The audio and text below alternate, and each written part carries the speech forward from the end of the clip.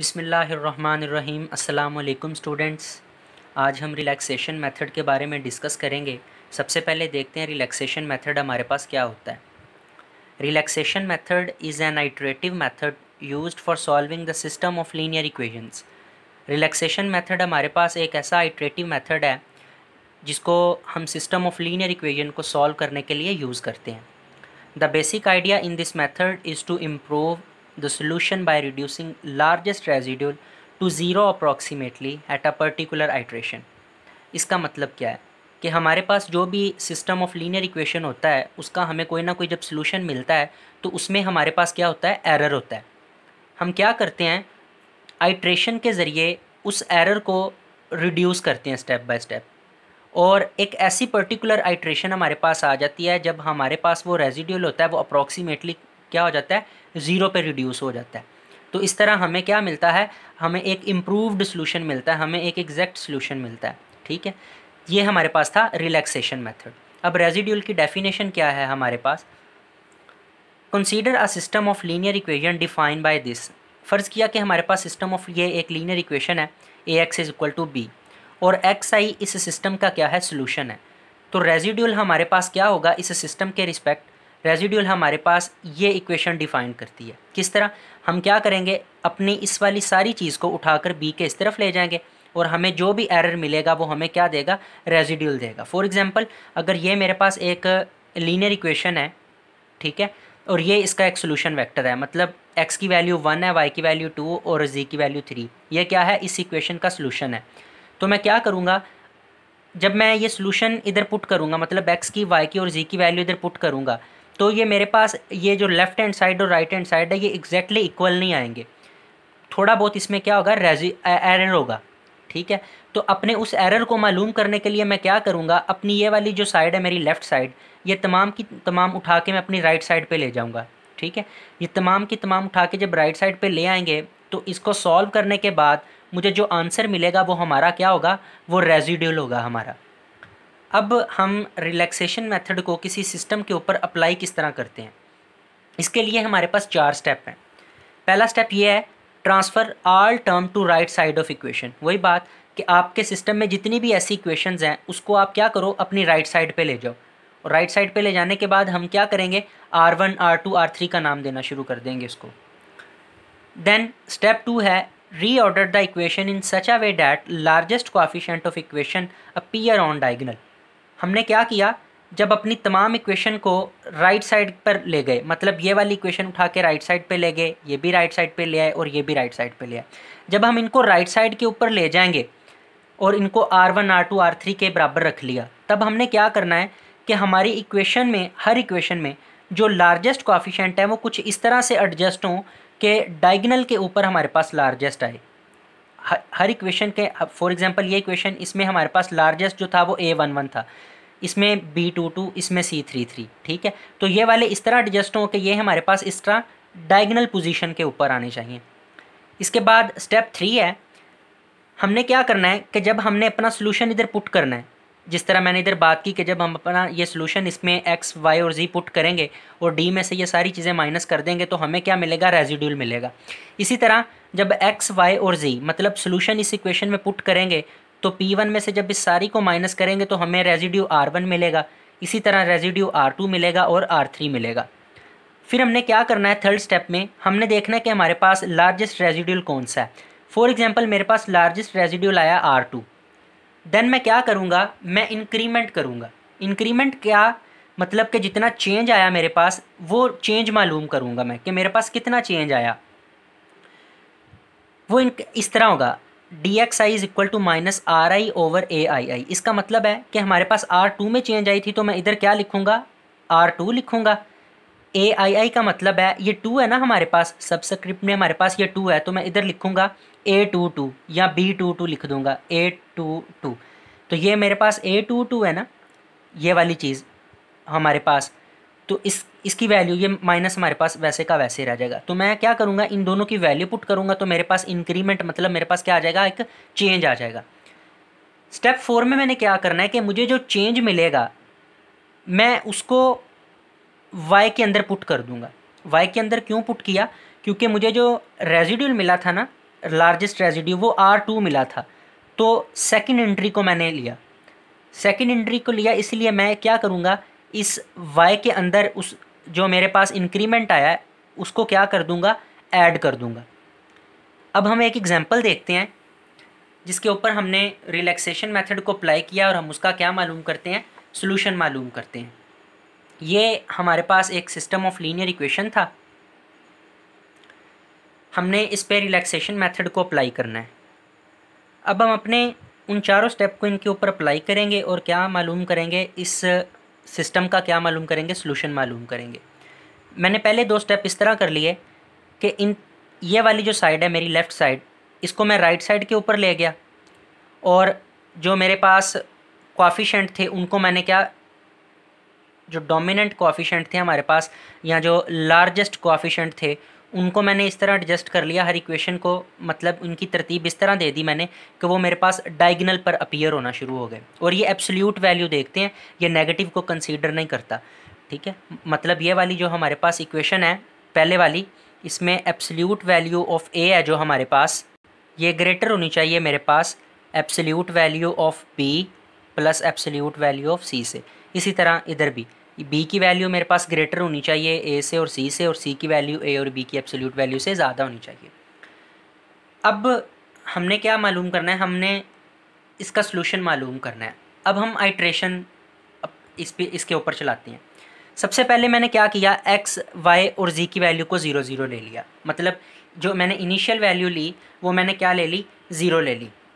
जब मैंने ये एक्स वाई और जी की वैल्यू इधर पुट की 0 0 0, तो जो मेरे पास R1 रेजिड्यूल आया वो क्या आया, 3.216। सिमिलरली जब ये x की जगह 0, y की जगह 0 और z की जगह 0 पुट किया तो मेरे पास R2 की वैल्यू क्या आई, 1.247। इसी तरह जब ये x, y और z की वैल्यू इधर मैंने सब्सटीट्यूट की तो मेरे पास R3 की वैल्यू क्या आई, 2.112। अब हमने क्या करना है, ये रेजिड्यूल हमारे पास नेगेटिव में भी आ सकते हैं और पॉजिटिव में भी आ सकते हैं। हमने सबसे मैक्सिमम वैल्यू देखनी है रेजिड्यूल की और वो एब्सोल्यूट वैल्यू देखनी है। मतलब अगर मेरे पास इधर माइनस भी होता तो मैंने इसकी एब्सोल्यूट वैल्यू देखनी थी। R1, R2 और R3 में हमने क्या, मैक्सिमम, एब्सोल्यूट मैक्सिमम वैल्यू देखनी है। अब मेरे पास क्या वैल्यू आ रही है, 3.216, ये मैक्सिमम वैल्यू आ रही है। ये मैक्सिमम वैल्यू मुझे किससे मिली थी, R1 से मिली थी। ये मैक्सिमम वैल्यू मुझे R1 से मिली थी। तो R1 के ऊपर हम जो कोएफिशिएंट लेंगे वो ये वाला लेंगे, -4.215। तो मैंने क्या किया, मैंने इस तरह किया, मैंने इंक्रीमेंट मालूम करना था dx। तो मैंने क्या किया, जो मेरे पास वैल्यू आई थी मैक्सिमम वो आई थी 3.216 ओवर, ये वैल्यू मेरे पास क्या थी, -4.215, और इधर R हमारे पास फार्मूले में मौजूद होता है, ठीक है। तो जब इसको डिवाइड किया तो मेरे पास क्या आंसर आया, 0.76। फिर हमने क्या बात की, हमने ये बात की कि जो हमारे पास आंसर आएगा ये मेरे पास किस में आया था, R1 में आया था, लार्जेस्ट जो मेरे पास आया था रेजिड्यूल। तो इसका जो इंक्रीमेंट है ये हम ऐड किस में करेंगे, R1 के अंदर ही करेंगे। मतलब ये X1 के अंदर ही हमने इसको क्या कर दिया, ऐड कर दिया। ऐड करने के बाद बाकी ये दो हमारे पास एज इट इज़ वैसे के वैसे रह गए। देन हमने क्या किया, एक्स, वाई और जी की ये वैल्यू दोबारा पुट की, एक्स की जगह एक्स पुट किया, वाई की जगह वाई पुट किया, जी की जगह जी पुट किया, तो मेरे पास R1 आ गया। इसी तरह ये वैल्यू इसमें पुट की तो मेरे पास R2 आ गया, और जब इस वाली में पुट की तो मेरे पास क्या आ गया, R3 आ गया। फिर मैंने क्या करना है, एब्सोल्यूट वैल्यू देखनी है इसमें से कौन सी है, तो वो मेरे पास ये वाली वैल्यू मिल रही है जो मैक्सिमम एब्सोल्यूट वैल्यू मिल रही है। वही काम किया, ये वाली एब्सोल्यूट वैल्यू पुट की, ये R2 में से मिल रहा था मुझे, तो मैंने डिवाइड किससे किया, इस A22 से डिवाइड किया। जब इसको A22 से डिवाइड किया तो मेरे पास जो इंक्रीमेंट आया वो 0.81 आ गया। अब ये 0.81 मैं किस में पुट करूँगा, y में पुट करूँगा, क्योंकि मुझे R2 में मिला था तो इसको मैंने क्या कर दिया, y में पुट कर दिया। ये भी वैसे लिख दिया, इसको भी वैसे लिख दिया। अब मेरे पास ये वाली 3 वैल्यू बन गई। अब मैंने x, y और z की वैल्यू इधर पुट की तो मेरे पास R1 मिल गया, इधर पुट की तो R2 मिल गया, इधर पुट की तो मुझे क्या मिल गया, R3 मिल गया। R1 भी मिल गया, R2 भी मिल गया और R3 भी मिल गया। देन हमने क्या करना है, हमने एब्सोल्यूट मैक्सिमम वैल्यू इन तीनों में से देखनी है, वो मेरे पास ये वाली आ रही थी, और ये वाली वैल्यू को मैंने डिवाइड किससे कर दिया, A33 से, ये वाली से, क्योंकि मुझे R3 मिला था ना रेजिड्यूल, तो मैंने इस A33 कोएफिशिएंट से ही अप्लाई किया, और ये -7 लगाना है हमने, ये बात याद रखनी है, ठीक है। और ये फार्मूले का माइनस भी एक रहेगा और ये माइनस भी 7 लगाना है, मतलब कि ये जो dx है माइनस फार्मूले का, r की वैल्यू मेरे पास आई थी 2.322 ओवर, ये वैल्यू मेरे पास क्या आई थी 3.986, और साथ इसमें माइनस भी था।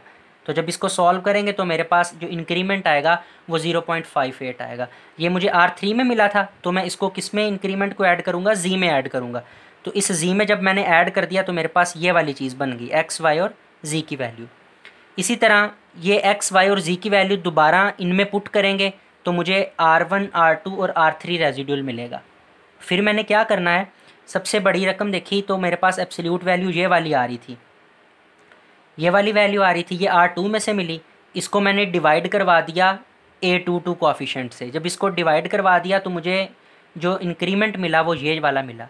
अब ये R2 में मिला था तो इसको मैंने R2 में ही ऐड करवाया तो मुझे ये वाली चीज़ मिल गई, x भी वैसे रहा, z भी वैसे रहा, y में इंक्रीमेंट करा के मुझे ये वाली मिल गई x, y और z की वैल्यू। जब ये x, y और z की वैल्यू पुट करूँगा तो इन द सेम वे मुझे क्या मिलेगा, R1, R2, R3, और इसी तरह हम अपने लूप को क्या चलाते जाएंगे, इसी तरह हम नीचे आते जाएंगे, ठीक है। और जब नीचे आते जाएंगे तो हम क्या देखेंगे कि हमारा जो रेजिड्यूल है वो ज़ीरो को अप्रोच करना शुरू हो गया, बिल्कुल वो किसको अप्रोच करना शुरू हो गया, ज़ीरो को अप्रोच करना शुरू हो गया।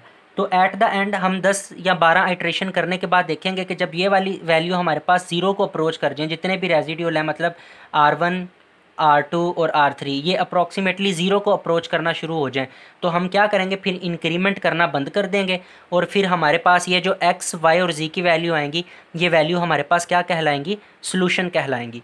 तो इस तरह हम क्या करते हैं, हम अपने आइट्रेटिव मेथड को इस तरह अप्लाई करते हैं। यहाँ लास्ट में एक बात याद रखनी है कि अगर मेरे पास इधर नेगेटिव में वैल्यू आ जाती, फॉर एग्जांपल ये वाली वैल्यू मेरे पास किधर आ जाती, अगर नेगेटिव में आ जाती इस तरह, तो एब्सोल्यूट मैक्सिमम हमने लेना था ना, इसका भी एब्सोल्यूट, इसका भी एब्सोल्यूट और इसका भी, तो एब्सोल्यूट में मेरे पास मैक्सिमम यही आना था, ठीक है। लेकिन जब मैंने डिवाइड करना था ना, तब मैंने ये वाली वैल्यू लिखनी थी, मतलब मैंने इस तरह लिखना था अपना इंक्रीमेंट करने के लिए, मतलब dx लिखना था माइनस फार्मूले का। तो जब मैंने RI की वैल्यू पुट करनी थी तो वो मैंने ये वाली वैल्यू पुट करनी थी -3.216, और जो मैंने इसके रिस्पेक्ट A11 की वैल्यू पुट करनी थी वो क्या थी, -4.215। तो मैंने इस तरह इसको सॉल्व करना था, ये माइनस कट जाना था और इसका जो आंसर आना था वो भी मेरे पास क्या आना था, माइनस में आना था, मतलब -0.76 आना था। तो ये बात याद रखनी है आपने कि जब हमने मैक्सिमम वैल्यू लेनी है तो हमने एब्सोल्यूट मैक्सिमम लेनी है, लेकिन जब हमने इंक्रीमेंट मालूम करना है तो इंक्रीमेंट मालूम करने के लिए हम इधर से वैल्यू पुट करेंगे, अगर माइनस में है तो माइनस में ही पुट करेंगे, ये बात आपने याद रखनी है। ये वाला जो क्वेश्चन था इसमें हमारे पास ऐसा नेगेटिव में इंक्रीमेंट कोई भी नहीं आया था, ठीक है। तो अब अगर कोई इंक्रीमेंट इस तरह हमारे पास जो हमारे पास रेजिड्यूल वो अगर नेगेटिव में आ जाए तो हमने एब्सोल्यूट में क्या देखना है, मैक्सिमम कौन सा है, ठीक है। हमने एब्सोल्यूट में देखना है कि मैक्सिमम कौन सा है, वो ये वाला मैक्सिमम था, तो जब वैल्यू पुट करनी है तो वो ये वैल्यू पुट करनी है, एब्सोल्यूट वैल्यू पुट नहीं करनी। तो उम्मीद है कि आपको ये अच्छे से समझ आ गया होगा। अगर किसी स्टेप की समझ ना आए तो आप पूछ सकते हैं। अल्लाह हाफिज़।